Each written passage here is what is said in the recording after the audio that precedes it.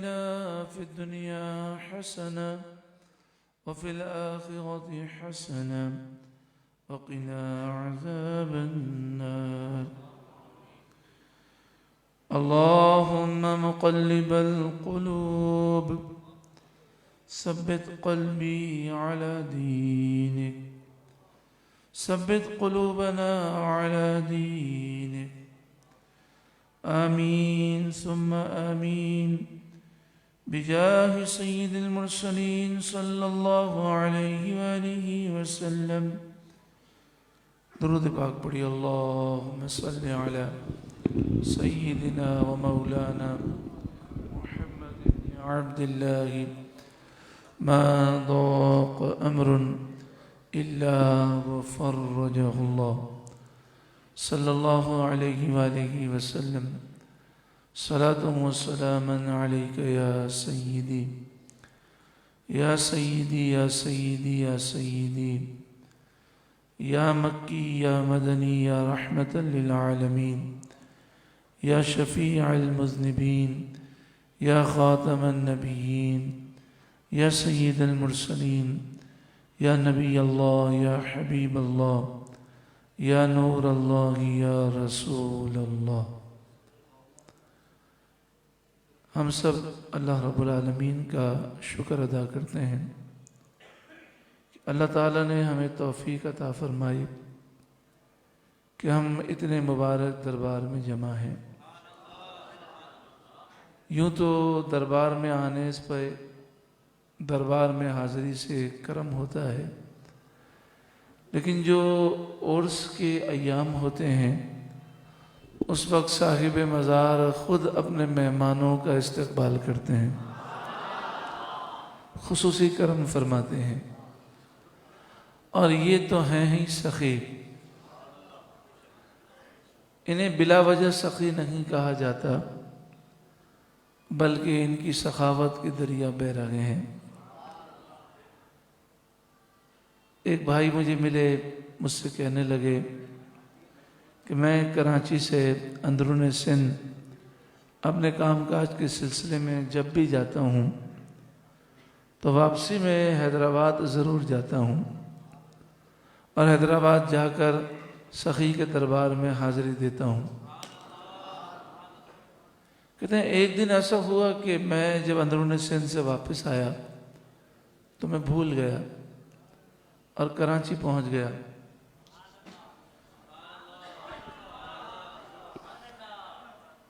کراچی پہنچ کر میں اپنے گھر میں پہنچ کر جب اب کھانا وغیرہ کھا کر میں سویا تو خواب میں سخی تشریف لے آئے. یعنی کتنی سخاوت ہے کہ بھول پر سزا دینے کے بجائے کرم فرما دیا. فرمایا آج ہمارے دربار میں حاضری بھول گیا تو ہم نے خیال کیا چلو ہم خود ہی آ جاتے ہیں. کہتے ہیں بس سخی کا دیدار کیا، آنکھ کھل گئی تو فوراً میں نے گاڑی نکالی، پھر آیا یہاں پر اور سخی کے دربار میں حاضری دی. ایک بزرگ مجھ سے کہنے لگے کہ بعض مزارات دنیا میں ایسے ہیں جن کا غوث اعظم کے دربار سے ڈائریکٹ تعلق ہے. حضرت میری تصویر نہیں کیجیے گا اور نہ مووی بنائیے گا، آپ توجہ سے بیان سنیں اطمینان سے. بعض مزارات ایسے ہیں کہ جن کا خاص تعلق ہے غوث اعظم کے دربار سے. یعنی جب آپ اس دربار میں پہنچتے ہیں تو آپ کا ڈائریکٹ لنک غوث اعظم سے ہو جاتا ہے. کہتے ہیں غوث اعظم کے دربار میں پہنچنے سے جو برکتیں ملتی ہیں ان کے دربار سے مل جاتی ہیں. کہتے ہیں ان درباروں میں پاکستان میں 2 دربار ہیں.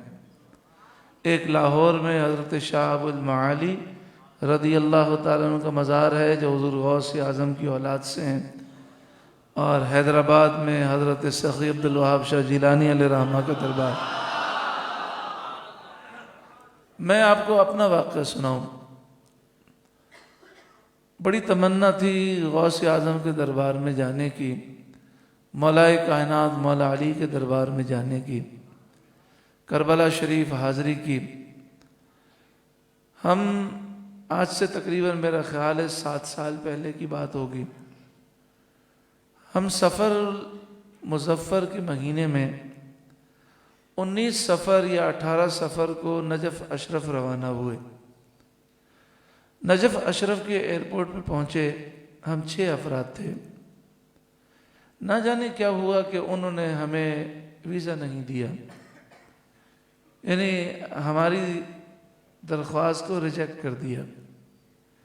ایک دن ہم نجف اشرف کے ایئرپورٹ پہ رہے اور پھر ایئرپورٹ سے انہوں نے ہمیں واپس کر دیا۔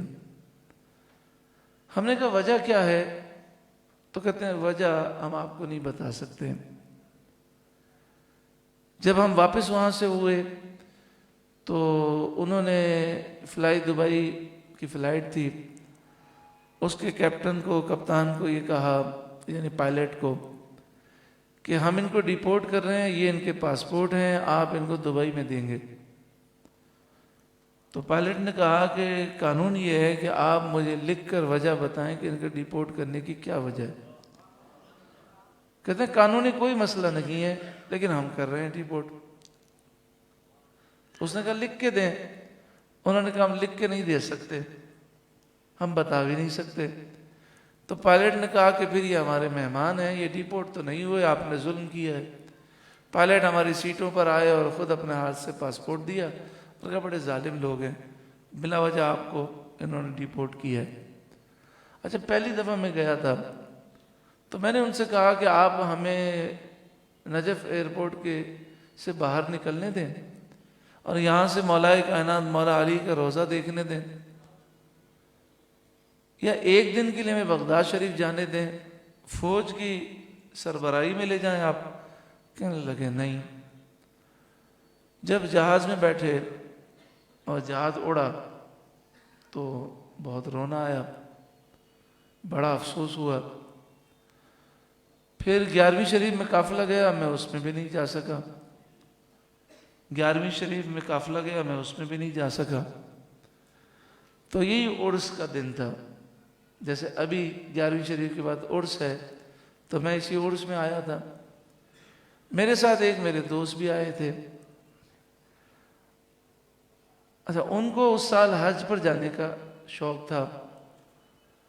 ان کے جو بھائی ہیں وہ حج کا ہی کام کرتے ہیں، لیکن انہوں نے منع کر دیا تھا، کہا تھا میں حج پہ جاؤں گا، آپ اس سال بلکہ ہر سال آپ یہاں آفس سنبھالیں گے، اگر ہم دونوں بھائی حج پہ چلے گئے تو آفس کون سنبھالے گا؟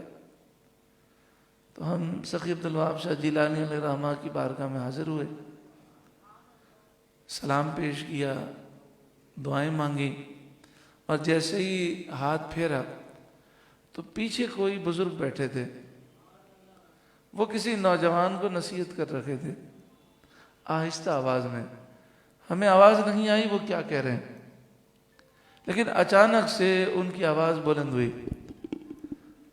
اس دوران ہم مزار سے الٹے قدم پیچھے ہٹ رہے ہیں۔ انہوں نے کہا یہ سخی کا دربار ہے، یہ بغداد بھی بھیجتے ہیں اور حج پر بھی بھیجتے ہیں۔ یہ عجیب بات تھی ہمارے لیے، کیونکہ ہمارے دل میں حج کی تمنا بھی تھی اور بغداد شریف کی تمنا بھی تھی۔ کہ پیچھے سے آواز آئی تو عموماً انسان جو ہے پیچھے مڑ کے دیکھتا ہے کہ کون کہنے والا ہے، لیکن ہماری آنکھوں پہ آنسو طاری ہو گئے اور پہ ایسی کیفیت طاری ہوئی کہ ہم نے پیچھے مڑ کے دیکھا نہیں کون ہے۔ ہم سیدھا دوبارہ سخی کے دربار پہ پہنچے، ہم آگے چلے اور ہم دونوں نے دعا کی کہ یا اللہ ہمیں حج نصیب فرما اور ہمیں بغداد شریف حاضری نصیب فرما۔ اللہ تعالیٰ نے حاضری قبول فرمائی، سخی کے کرم سے کرم ہو گیا۔ تقریباً 7 سال ہو گئے الحمدللہ۔ سال میں 1 دفعہ، 2 دفعہ، 3 دفعہ، اتنی دفعہ بغداد شریف گئے ہمیں یاد نہیں ہے کتنی دفعہ گئے، اور 2019 تک مسلسل حج کی سعادت نصیب ہوئی۔ اب یہ جو میرا دوست تھا یہ باہر نکلا تو اس کے بھائی بھی آئے ہوئے تھے. تو میں نے ان سے کہا کہ سخی کے دربار میں ہم نے حج کی دعا کی ہے, یہ اس سال حج پہ جائے گا.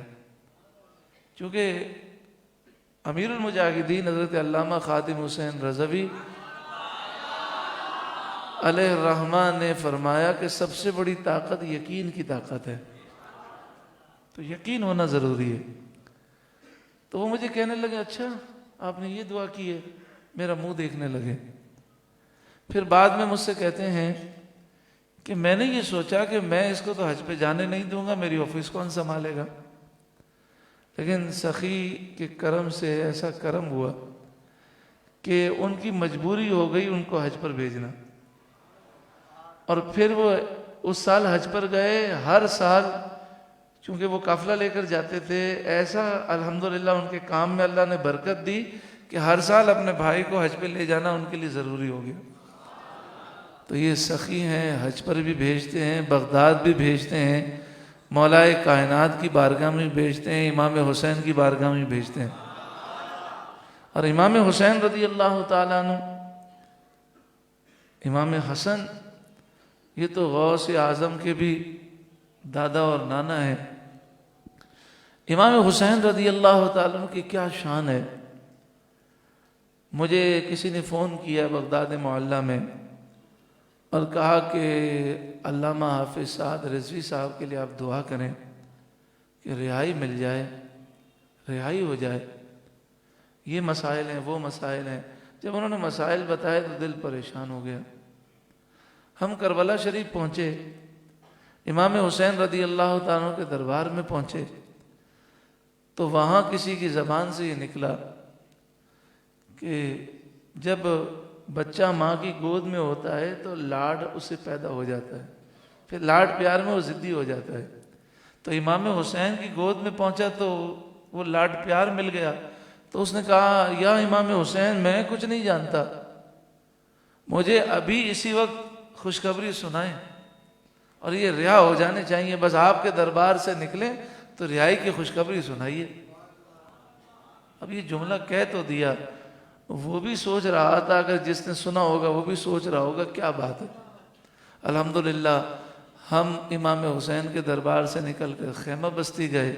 خیمہ بستی سے حضرت عباس علمدار کے دروازے پہ پہنچے تو میسج آیا علامہ حافظ سعد رضوی رہا ہو گئے. لیکن ابھی آپ بیان سن رہے تھے کہ مزارات پر حاضری کا ادب ہے. جب ہم ادب کے ساتھ حاضر ہوتے ہیں زیادہ کرم ہوتا ہے. خیر وہ سخی ہیں, ہمیں ادب نہیں, ہمیں ڈھنگ و سلیقہ نہیں, پھر بھی کرم فرماتے ہیں. لیکن کم از کم ہمارے بزرگوں نے جو طریقہ سکھایا اس طریقے کے مطابق حاضری دیں. حاضری کا جو پہلا نقطہ ہے وہ یہ کہ جب ہم کسی بزرگ کے مزار پر حاضر ہوتے ہیں تو صاف ستھرے کپڑے پہن کے آتے ہیں, غسل کرتے ہیں, خوشبو لگاتے ہیں.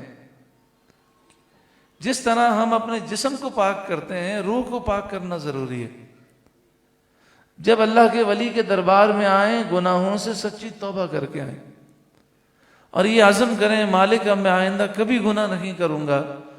جب ہمارے جسم کے ساتھ ساتھ ہمارا دل اور سینہ پاک ہوگا, جب روح پاک ہوگی تو انشاءاللہ زیادہ کرم ہوگا. دوسری بات, جب مزار پہ آئیں تو نہ دائیں طرف توجہ ہو نہ بائیں طرف ہو, توجہ ہو صاحب مزار کی طرف. اعلیٰ حضرت امام اہل سنت فرماتے ہیں مدینہ منورہ حاضر ہوں حضور کی بارگاہ میں تو مسجد نبوی شریف کے نقش و نگار کی طرف بھی توجہ نہ کریں. جب مزار شریف پر آئیں تو نگاہوں کی حفاظت کریں. مزار کے باہر اگر عورتوں کا ہجوم ہے تو اپنی نگاہوں کی حفاظت کرنا ضروری ہے. اور کوشش کریں کہ اس جگہ بیٹھیں جس جگہ آپ توجہ کے ساتھ حاضری دے سکیں. 4 ہاتھ کے فاصلے پر بیٹھیں, 3 مرتبہ سورہ فاتحہ پڑھیں, 3 دفعہ سورہ اخلاص پڑھیں, 11 مرتبہ استغفار پڑھیں, اول آخر 11 مرتبہ درود پاک پڑھیں, پھر ایصال ثواب. لیکن یہ نہیں کہنا چاہیے کہ یا اللہ میں ایصال ثواب کرتا ہوں سخی کو, بلکہ ادب کا تقاضا یہ ہے یا اللہ ثواب کا نذرانہ میں پیش کرتا ہوں، قبول فرما لو۔ یعنی یہ تحفہ ہم پیش کر رہے ہیں، نذرانہ پیش کر رہے ہیں، یہ عرض کرنا ہے، اور پھر اس کے بعد اللہ تعالیٰ سے دعا مانگنی ہے۔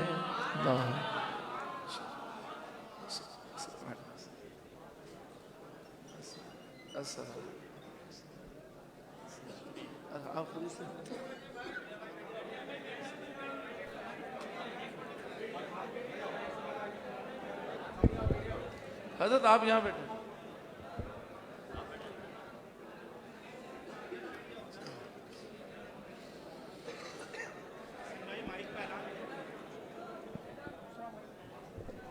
ہلو ہلو، تمام حضرات تشریف رکھیں، تمام حضرات تشریف رکھیں، خطاب چل رہا ہے، تمام حضرات تشریف رکھیں، مہربانی کریں۔ اللہم صلی علی سیدنا تھوڑا پیچھے جاؤ، پیچھے جاؤ، پیچھے جاؤ۔ ومولانا محمد ابن عبد اللہ ما ضاق امر الا وفرجہ اللہ صلی اللہ علیہ وآلہ وسلم۔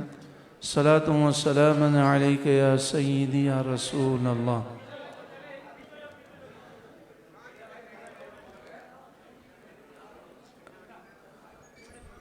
میں اب آپ کا زیادہ وقت نہیں لوں گا، حضرت تشریف لائے ہیں۔ حضرت سعد بن معاذ رضی اللہ تعالیٰ عنہ، ان سے امیر المجاہدین حضرت علامہ مولانا خادم حسین رضوی علیہ الرحمہ کا خاص تعلق ہے۔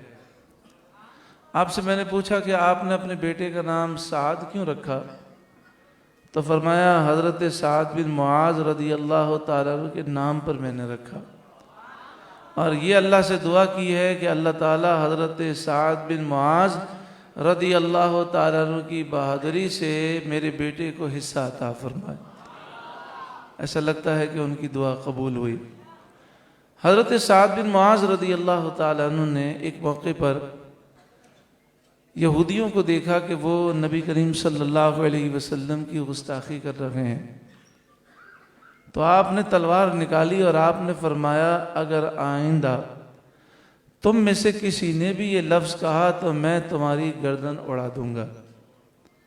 یعنی وہ رائنہ کہتے تھے حضور کی بارگاہ میں، اور اس کا معنی وہ غلط لیتے تھے۔ ایک روایت میں یہ ہے، اور ایک روایت میں یہ ہے کہ وہ اسے بگاڑ کر کہتے تھے۔ جب رائنہ لفظ کو بگاڑ کر کہا جائے تو معنی بدل جاتا ہے۔ یہ ایک طویل واقعہ ہے، مختصراً عرض کر رہا ہوں۔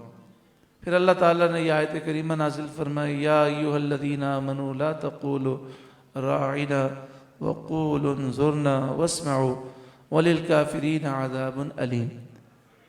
تو یہ ایک پورا موضوع ہے، لیکن مختصراً یہ کہ حضرت سعد بن معاذ رضی اللہ تعالیٰ عنہ نے یہودیوں کو، حالانکہ وہ یہودی بنو قریظہ والے ان کے قبیلے اوس کے حلیف تھے، ایک زمانے تک 120 سال تک ان کی دوستی رکھی تھی، لیکن اس کے باوجود آپ نے فرمایا کہ اگر تم میں سے کسی نے اگر حضور کی بارگاہ میں آئندہ یہ لفظ کہا تو میں تمہاری گردن اڑا دوں گا۔ اور دوسرا موقع غزوہ بدر کے موقع پر نبی کریم صلی اللہ علیہ وآلہ وسلم کی بارگاہ میں انہوں نے کہا، یا رسول اللہ، ہمارے پاس 8 تلواریں ہیں، 6 زرہ ہیں، 2 گھوڑے ہیں، لیکن پھر بھی ہم پیچھے ہٹنے والے نہیں، آپ کے حکم پر جانیں نچھاور کریں گے، ہم آپ کے قدموں پر اپنی سر قربان کریں گے، آپ حکم دیں گے تو دریا میں سمندر میں کود جائیں گے، آپ حکم دیں گے تو آگ میں کود جائیں گے، آپ حکم دیں تو ان 8 تلواروں سے کیسر و کسرا پر حملہ کر دیں۔ تو نبی کریم صلی اللہ علیہ وآلہ وسلم یہ گفتگو سن کر خوش ہوئے اور مسکرائے۔ انہوں نے نبی کریم صلی اللہ علیہ وسلم کی ناموس کی حفاظت کی اور حضور کو خوش کیا۔ میرے استاد محترم امیر المجاہدین جب ان کا قصہ سناتے تو فرماتے کہ اللہ تعالیٰ نے انہیں ایسا نوازا کہ 33 سال کی عمر میں غزوہ خندق میں آپ زخمی ہوئے، اور 25 دن آپ علیل رہے، اور پھر آپ کا وصال ہوا، آپ کو شہادت نصیب ہوئی۔ تو 25 دن تک نبی کریم صلی اللہ علیہ وسلم نے اپنے حجرے مبارک کے برابر میں ان کا حجرہ بنایا، اور ہر نماز کے بعد حضور تشریف لاتے اور فرماتے سعد کیسی طبیعت ہے؟ ایک دن حضرت جبریل حاضر خدمت ہوئے، عرض کیا رسول اللہ صلی اللہ علیہ وسلم اوپر نگاہ فرمائیے۔ آپ نے اوپر دیکھا تو آسمان و زمین کی فضا فرشتوں سے بھری ہوئی تھی۔ جبریل امین نے عرض کی کہ 70,000 فرشتے سعد بن معاذ کی روح قبض کرنے آئے ہیں۔ سرکار دو عالم صلی اللہ علیہ وآلہ وسلم باہر تشریف لائے، آپ کی خدمت میں عرض کیا گیا کہ سعد بن معاذ کا زخم کھل گیا اور خون بہ رہا ہے، ان کے قبیلے والے انہیں قبیلے لے گئے۔ نبی کریم صلی اللہ علیہ وآلہ وسلم نے جلدی چلنے کا ارادہ فرمایا۔ حضور کی چال ہمیشہ درمیانہ ہوتی، جب آپ تیز چلنے کا ارادہ کرتے تو زمین سمیٹ دی جاتی۔ صحابہ کہتے ہیں ہم دوڑ رہے تھے، ہمارے جوتوں کے تسمے ٹوٹ گئے، ہماری چادریں گر گئیں۔ ہم نے بعد میں نبی کریم صلی اللہ علیہ وآلہ وسلم سے پوچھا تو آپ نے فرمایا میں اس لیے تیز پہنچا کہ میں نے یہ خیال کیا کہ تاخیر ہوئی تو یہ 70,000 فرشتے سعد بن معاذ کے جسم کو اوپر اٹھا لیں گے، مجھے سعد بن معاذ کے غسل میں شرکت کرنی تھی۔ نبی کریم صلی اللہ علیہ وآلہ وسلم جب اس کمرے میں داخل ہوئے تو صحابہ نے دیکھا کہ آپ اپنے پاؤں کی انگلیوں پر یعنی پاؤں کے پنجے پر چل رہے ہیں اور دیکھ دیکھ کے پاؤں رکھ رہے ہیں جیسے کمرہ بھرا ہوا ہو۔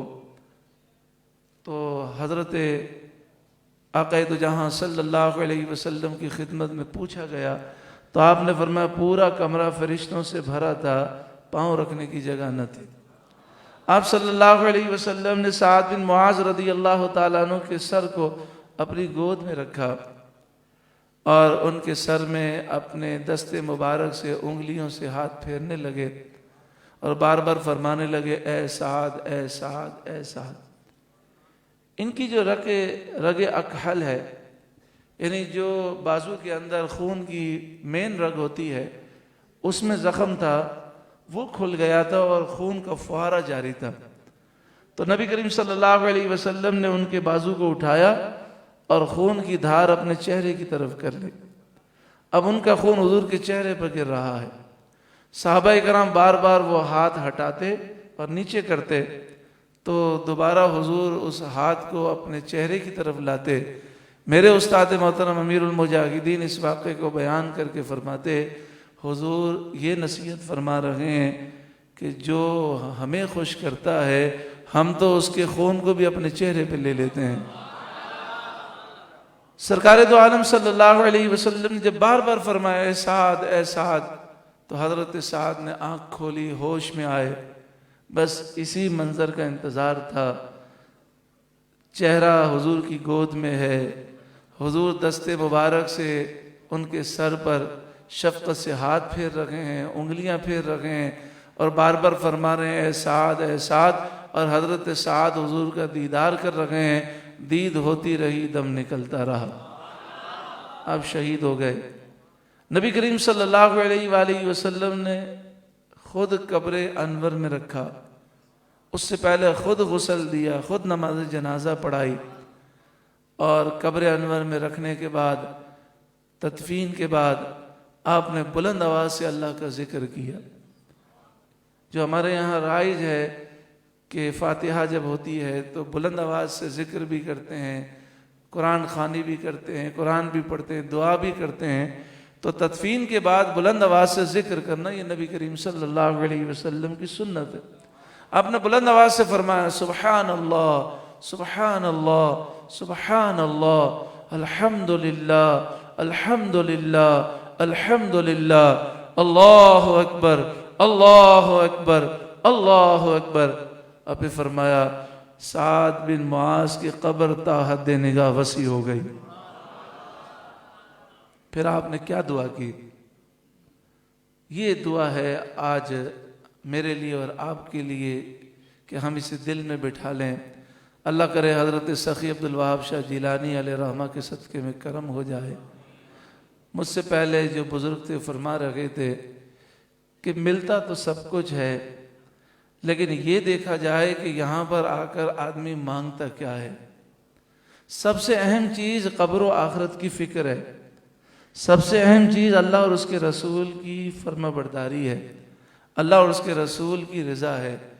تو جب ہم مزارات پر دعا مانگتے ہیں تو اللہ سے یہ دعا مانگیں، یا اللہ صاحب مزار نے جو زندگی گزاری ہمیں بھی اسی کے نقش قدم پر چلا، یا اللہ ہمیں بھی ناموس رسالت کا محافظ بنا، عقیدہ ختم نبوت کا محافظ بنا، یا اللہ ہمیں بھی مجاہد اسلام بنا، یا اللہ ہمیں بھی جذبہ جہاد دے، شوق شہادت دے، یا اللہ ہمیں بھی دین کو تخت پر لانے کے لیے کوشش کرنے والا بنا، یا اللہ ہمیں دنیا میں بھی بھلائی دے، آخرت میں بھی بھلائی دے۔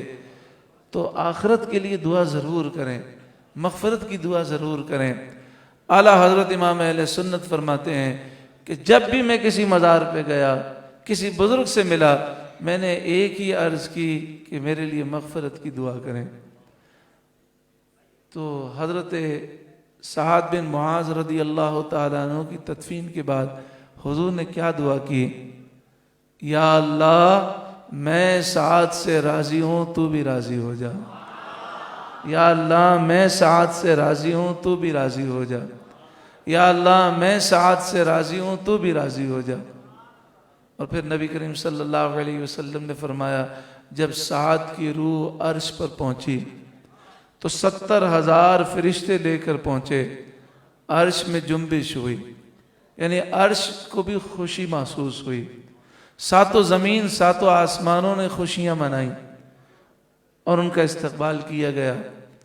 پیارے آقا صلی اللہ علیہ وسلم نے فرمایا جب سعد کی روح اللہ کے دربار میں پہنچی، یہ آپ نے کب فرمایا؟ جب آپ جنت البقیع میں تدفین کر کے واپس پلٹے۔ یہ ذہن میں رکھیے گا، اللہ ہمیں مدینہ شریف کی حاضری نصیب فرمائے۔ جب جنت البقیع شریف جائیں تو حضرت سعد بن معاذ کو بھی سلام پیش کریں۔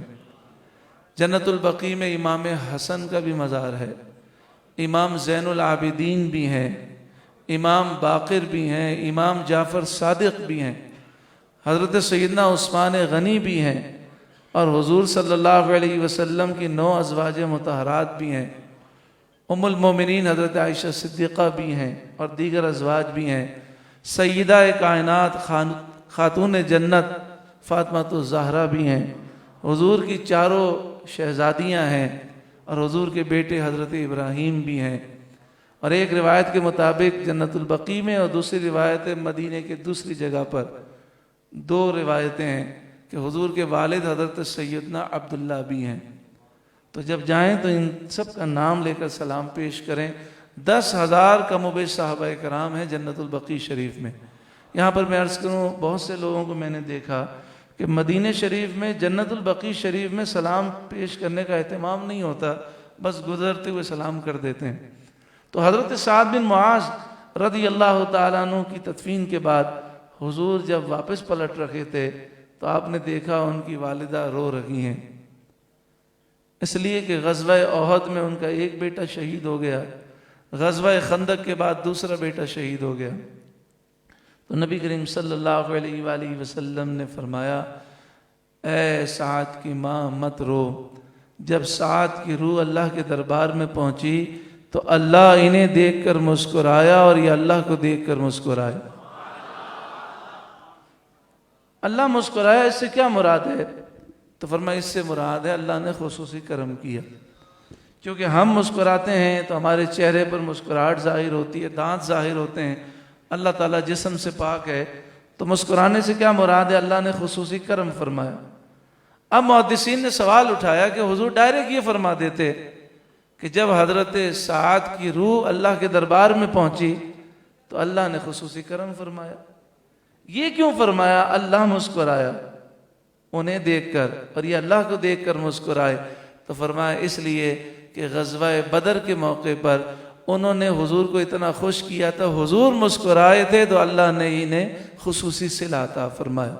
بس آخر میں یہی عرض ہے کہ جو امیر المجاہدین حضرت علامہ خادم حسین رضوی علیہ الرحمٰن نے ہمیں سبق دیا، دعا کریں وہ سبق ہم اپنی نسلوں کو دینے میں کامیاب ہوں۔ وہ سبق کیا ہے؟ کہ ہمیں ناموس رسالت کا محافظ بننا ہے، عقیدہ ختم نبوت کا محافظ بننا ہے، ہمیں مجاہد اسلام بننا ہے۔ اور میرے استاد محترم تنہائی میں اکثر یہ فرمایا کرتے تھے اپنے شاگردوں کو، فرماتے کہ تمہیں فکر ہوتی ہے کاروبار کی، بال بچوں کی، اس لیے تمہیں اپنے کاروبار اور بال بچوں کو سنبھالنا پڑتا ہے، مسائل آتے ہیں۔ تم فکر کرو دین کی اور ناموس رسالت کی حفاظت کی فکر کرو، پھر تمہارے بال بچے اور تمہارے کاروبار کی تمہیں فکر نہیں ہوگی، اللہ تعالیٰ کی طرف سے غیبی امداد آئے گی اور ساری دنیا تمہارے قدموں میں آئے گی۔ آپ فرماتے ہیں میں نے زندگی میں کبھی کاروبار کی فکر نہیں کی، بال بچوں کے مستقبل کی فکر نہیں کی۔ اتنا بڑا قائد جب اس دنیا سے گیا تو نہ اپنے بال بچوں کے لیے فیکٹری چھوڑی، نہ جائیدادیں چھوڑی، نہ بنگلے چھوڑے، نہ زمینیں چھوڑی، نہ بینک بیلنس چھوڑا۔ ہاں، عشق رسول کا سرمایہ چھوڑ کے گئے۔ یہی سرمایہ ہمیں بھی چھوڑ کے جانا ہے۔ ہم اگر آج یہ عزم کر لیں کہ میں صبح اٹھوں تو مجھے یہ فکر ہو کہ میں نے مسلک اہل سنت کے لیے کیا کیا، میں نے اسلام کے لیے کیا کیا، جب میں رات کو سوؤں تو میں یہ سوچوں کہ میں نے دین کے لیے کیا کیا۔ اگر ہم نے غفلت کی تو یاد رکھیے یہ جو دین صحابہ کرام سے ہم تک پہنچا، اس لیے پہنچا کہ ہمارے بزرگوں نے غیر ذمہ کا مظاہرہ نہیں کیا، انہوں نے ذمہ داری مکمل اٹھائی۔ اگر ہماری نسلوں تک دین پہنچانا ہے تو ہمیں بھی ذمہ دار بننا ہے اور ہمیں صحیح عقیدہ پہنچانا ہے۔ اور صحیح عقیدہ پہنچانے کے لیے اللہ کا بڑا فضل ہے کہ سارے بزرگوں کا جو فیض ہے وہ اعلیٰ حضرت امام اہل سنت کی کتابوں میں جمع ہو گیا۔ اعلیٰ حضرت امام اہل سنت نے کوئی بات اپنی طرف سے نہیں کی، قرآن کی باتیں ہیں، احادیث کی باتیں ہیں، صحابہ اہل بیت کی باتیں ہیں، بزرگان دین کی باتیں ہیں، صحیح عقیدہ پہنچایا۔ آج جو نئے معاملات پیدا ہو رہے ہیں اس لیے کہ ہم فکر اعلیٰ حضرت سے دور ہو گئے۔ اللہ تبارک و تعالی ہم سب کو ناموس رسالت کا محافظ بنائے۔ جب ہم نعرہ لگاتے ہیں لبیک یا رسول اللہ تو اس کے معنی کیا ہیں؟ یا رسول اللہ میں حاضر ہوں، میری جان حاضر ہے، میرا مال حاضر ہے، میری اولاد حاضر ہے۔ اب بتائیے لبیک یا رسول اللہ کے نعرے کے بعد اگر ہم شادی میں تو 50 لاکھ روپے خرچ کر دیں اور دین کے لیے لاکھ روپے دینے کے لیے بھی نہ ہو تو پھر یہ کیا بات ہوئی کہ میری جان بھی حاضر ہے، مال بھی حاضر ہے؟ تو آئیے سخی بڑے سخی ہیں، کرم فرما دیں، دل کی دنیا بدل دیں، آنکھیں بند کریں، ہاتھ بلند کریں اور لبیک نعرہ اس نیت سے لگائیں کہ میرا سب کچھ حضور کے لیے حاضر ہے۔ لبیک لبیک لبیک یا رسول اللہ، لبیک لبیک لبیک یا رسول اللہ، لبیک لبیک لبیک یا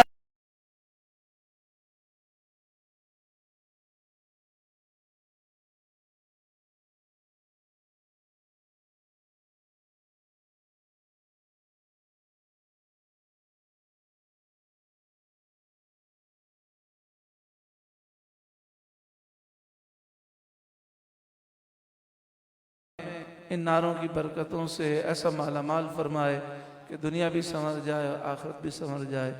آمین۔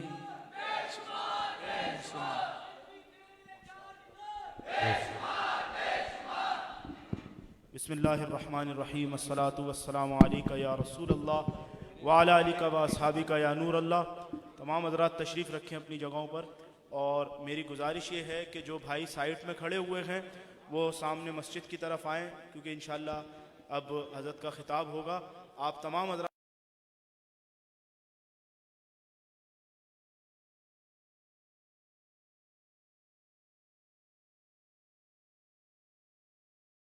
خطاب سنیں تاکہ جو ہے وہ ایک ماحول بنا رہے اور شور شرابے سے گریز کریں۔ دوسری بات یہ کہ یہ مسجد ہے اور یہ مسجد ہے تو اسی لیے ادب کا خیال رکھیں، اس کے اندر چھالیاں اور ان چیزوں کے ریپر وغیرہ پھینکنے سے احتیاط کریں اور جو ہے وہ باوضو ہو کر بیٹھیں، جو چیزیں ضروری ہیں اس کا خیال کریں۔ میں قبلہ ہمارے قبلہ رئیس احمد بھائی سے گزارش کروں گا کہ وہ حضرت کے لیے اناؤنسمنٹ فرمائیں۔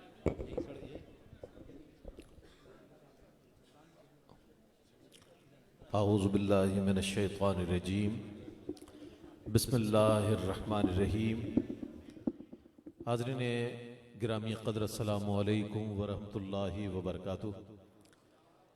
میں انتہائی مبارکباد پیش کرتا ہوں 9 روزہ سالانہ عرس مبارک حضرت سیدنا سخی عبد الوہاب شاہ جیلانی رحمۃ اللہ علیہ کے موقع پر آپ یہاں موجود ہیں، اور یہ بڑی خوشبختی کی بات ہے کہ شہنشاہ حیدرآباد، تاجدار حیدرآباد کی بارگاہ میں، اور وہ تاجدار کہ جو سخی ابن سخی ہے، سخی ابن سخی ہے، ان کی بارگاہ میں مفتی صاحب نے بہت خوبصورت انداز میں صحابہ کرام رضوان اللہ تعالی علیہم اجمعین کی ان عظیم قربانیوں کا ذکر فرمایا، حضور علیہ الصلوۃ والسلام کے ختم نبوت اور اس کی اہمیت کے حوالے سے بہت ہی عمدہ پیغامات ارشاد فرمائے۔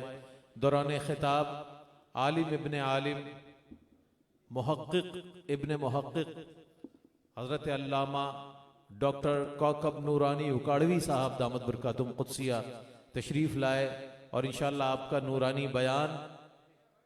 نورانی بیان ہمارے قلوب کو بھی منور فرما دے گا انشاءاللہ۔ حضرت تشریف فرما ہیں اور سفر کر کے تشریف لائے ہیں۔ آپ کی اور ہماری، ہم سب کی خوش بختی ہے کہ ایسی عظیم ہستی آپ کو اور ہمیں میسر ہے۔ ہر برائی میں گھرا دیس نکالا جس نے، ڈگمگاتے ہوئے انسان کو سنبھالا جس نے، کر دیا مشرق و مغرب میں اجالا جس نے، اسی انسان کو محبوب خدا کہتے ہیں، نام سنتے ہیں تو سب صلی اللہ کہتے ہیں۔ حیدرآباد والوں، میں تمہیں سلام پیش کرتا ہوں کہ سخی نے ایسا کرم فرمایا ہے کہ رات کا یہ پہر ہے، یعنی کہ رات کا 1:15 بج رہا ہے، اور آپ علماء دین کے چہرے کی زیارت بھی کر رہے ہیں اور انہیں سننے کے بیتاب، انہیں سننے کے لیے بیتاب بھی نظر آتے ہیں۔ اللہ تعالیٰ آپ کو شاد و آباد رکھے۔ جو آستان سے تیرے لو لگائے بیٹھے ہیں، جو آستان سے جو بیٹھا ہے، جو سخی کے در پر فقیر بن کر بیٹھا ہے، وہ لے کر جائے گا انشاءاللہ، وہ اپنا دامن مراد بھر کر جائے گا انشاءاللہ۔ جو آستان سے تیرے لو لگائے بیٹھے ہیں، جو آستان سے تیرے لو لگائے بیٹھے ہیں، جو آستان سے تیرے لو لگائے بیٹھے ہیں، قسم خدا کی زمانے پہ چھائے بیٹھے ہیں، قسم خدا کی زمانے پہ چھائے بیٹھے ہیں، اور چمک رہی ہیں جبینیں تیرے فقیروں کی۔ یہ سارے سخی کے فقیر بیٹھے ہیں، چمک رہی ہیں جبینیں تیرے فقیروں کی، چمک رہی ہیں جبینیں تیرے فقیروں کی، تجلیات کے سہرے سجائے بیٹھے ہیں، تجلیات کے۔ نعرہ تکبیر، ہاتھوں کو بلند کر کے، نعرہ رسالت، نعرہ رسالت، نعرہ تحقیق، نعرہ حیدری، نعرہ غوثیہ۔ جو آستان سے تیرے لو لگائے بیٹھے ہیں، قسم خدا کی زمانے پہ چھائے بیٹھے ہیں، اور چمک رہی ہے جبینیں تیرے فقیروں کی، چمک رہی ہے جبینیں تیرے فقیروں کی، تجلیات کے سہرے سجائے بیٹھے ہیں، اور خدا کے واسطے اب کھول ان پہ باب عطا، کہہ دیجئے آمین۔ خدا کے واسطے اب کھول ان پہ باب عطا، جو دیر سے تیری چوکھٹ پہ آئے بیٹھے ہیں۔ خدا کے واسطے، خدا کے واسطے اب کھول ان پہ باب عطا، ان پہ باب عطا، کیونکہ کرم کی بھیک عطا ہو گناہگاروں کو، کرم کی بھیک۔ آقا یا رسول اللہ، کرم کی بھیک۔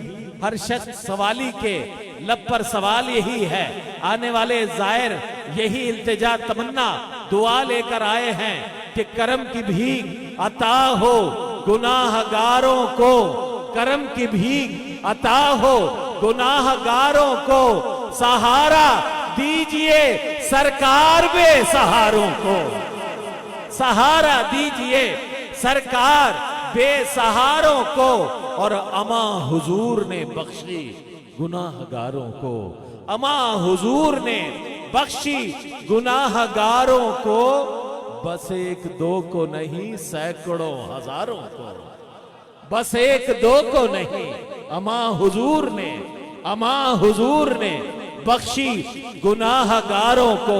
अल्लामा कौकब नूरानी उकाड़वी साहब का ये एक खास वस्फ है कि हजरत के घर पर जब आपके वालिदे मरहूम रहमतुल्लाहि ताला अलैह के उर्स में मैंने एक मरतबा ये नौकरी की, तो हजरत लाइव हमारी इस्लाह फरमा देते हैं। उसी वक्त एक नोटबुक होती है हजरत के पास, पेन होता है, और पूरी मेजबानी फरमा रहे होते हैं, पूरी महफिल में माशाअल्लाह आने वालों को रिसीव कर रहे होते हैं, और जो भी उस वक्त स्टेज पर मौजूद हो उसके अशार, उसके कलमात, जुमले नोट फरमाते हैं और फिर वहीं पर इस्लाह फरमा देते हैं। ये हमारे चूंकि मुक्तदा है तो जाहिर है इनका मनसब है, ये मेरी और आपकी और हम सब की इस्लाह फरमाने के लिए माशाअल्लाह आपके बयानात आप सुनते हैं। करम की भीख अता हो गुनाहगारों को, सवालियों खामोश ना बैठना, इस सुकूत को तोड़ देना और ये बात साबित कर देना कि ये एक रोजा नहीं 9 रोजा उर्स है, और 9 रोजा उर्स का कोई भी दिन हो जायरीन का जज्बा काबिल दीद होता है। करम की भीख अता हो गुनाहगारों को, सहारा दीजिए सरकार बेसहारों को, अमा हुजूर ने बख्शी गुनाहगारों को, बस एक दो को नहीं सैकड़ों हजारों को, बस एक दो को नहीं सैकड़ों हजारों को, बस एक दो को नहीं सैकड़ों हजारों को।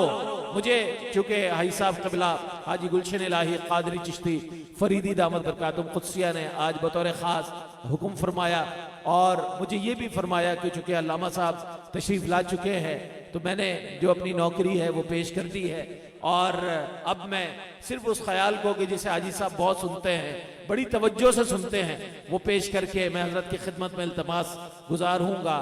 आपके दिल में भी मेरे दिल में भी ये तमन्ना रहती है कि दिल दर्द से बिस्मिल की तरह लौट रहा हो। बिरादर आला हजरत है ये शहंशाह सुखन, अल्लाह अकबर, हजरत मौलाना हसन रजा खान साहब। दिल दर्द से बिस्मिल की तरह लौट रहा हो, सीने पे तसल्ली को तेरा हाथ धरा हो, गर वक्ते अजल सर तेरी चौखट पे झुका हो, गर वक्ते अजल सर तेरी चौखट पे झुका हो, जितनी हो कज़ा एक ही सजदे में अदा हो, जितनी हो कज़ा एक ही सजदे में अदा हो, और ढूंढा ही करें सदरे क़यामत के सिपाही, ढूंढा ही करें सदरे क़यामत के सिपाही, ढूंढा ही करें सदरे क़यामत के सिपाही, वो किसको मिले जो तेरे दामन में छुपा हो, वो किसको मिले जो तेरे दामन में छुपा हो।